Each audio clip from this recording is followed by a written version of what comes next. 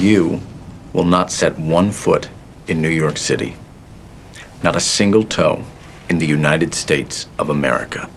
Do you understand what I am saying to you? Yeah. You don't like fish. Viktor paid no mind to the supervisor's words. Instead, he focused all his energy on making a special gift for Amelia for their next meeting. But when the 13th day finally arrived, Viktor waited for hours and never saw her. He had no idea that the woman had been stopped by the supervisor beforehand. The supervisor told Amelia why Viktor had been lingering at the airport this whole time, and even asked her, Amelia, I'm just curious. You are the kind of woman who can get any guy she wants. Why Viktor Navorsky? That's something a guy like you could never understand. Late that night, Viktor finally laid eyes on Amelia. As soon as they met, she immediately accused him of lying. You don't lie. You told me you were delayed. You never said it was for 9 months. Viktor didn't offer any excuses. Instead, he took Amelia to see the gift Napoleon gave Josephine. That was a gift. Yeah, Napoleon to Josephine.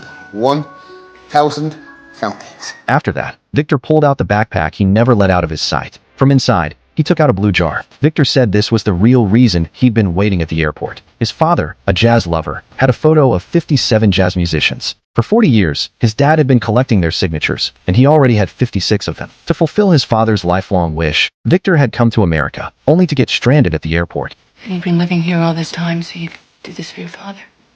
Maybe I think he do it for me. You say you are waiting for something. I say to you, yes. We all wait. What are you waiting for? You. I wait for you.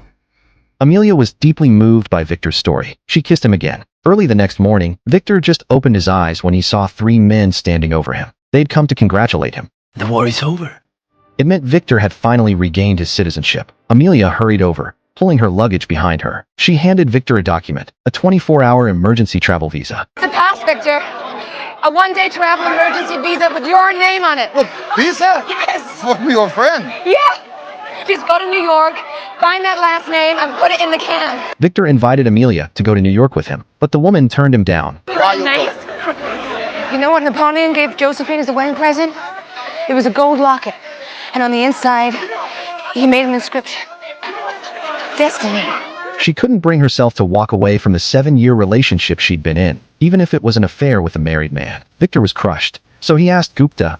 You'll be never married. Gupta told Viktor that back in India, he was already married with children, but he'd left his wife and kids 23 years ago. It turned out Gupta used to run a small shop, but a police officer had come to extort money from him every single day. In a fit of desperation, Gupta had stabbed the officer. After that, he'd been forced to flee his country. For all these years, he'd been too scared to go home. As long as I keep my floor clean, keep my head down, they have no reason to deport. That day, Viktor went to the immigration office to apply for entry, but the female clerk told him his visa wouldn't be valid without the supervisor's signature. Viktor went to find the supervisor, but the man, who had just been promoted to airport director, still held a grudge against him. He pulled out a plane ticket back to Krakosia and ordered Viktor to go home at once. But Viktor stood his ground. What he didn't expect was that the supervisor would threaten him. If Viktor refused to leave, he'd turn Gupta over to immigration. To keep his friend from getting hurt, Viktor agreed. I will go home. But true friendship works both ways. As Viktor was about to board the plane, he saw something that left him stunned. Gupta was running straight toward the aircraft, clutching the mop he'd held onto for 20 years. His goal was to stop the plane from taking off, and to expose himself to the world once and for all. He shouted at Viktor. I'm going home! Gupta was no longer the terrified janitor everyone knew. A look of complete peace and relief spread across his face. He'd done this to remove any worries from Viktor's mind, so Viktor could finally go and do what he'd come to America for. In that moment, Viktor finally understood. The path he needed to take wasn't back home. It was out of the airport. At that instant, everyone was hoping he'd finally walk through that door. But Viktor still had one last obstacle to face. Airport security guards blocked his way. Those are the entry doors in New York City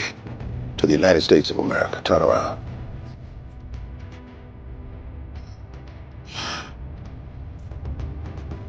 It's snowing in the city, and you're gonna need that.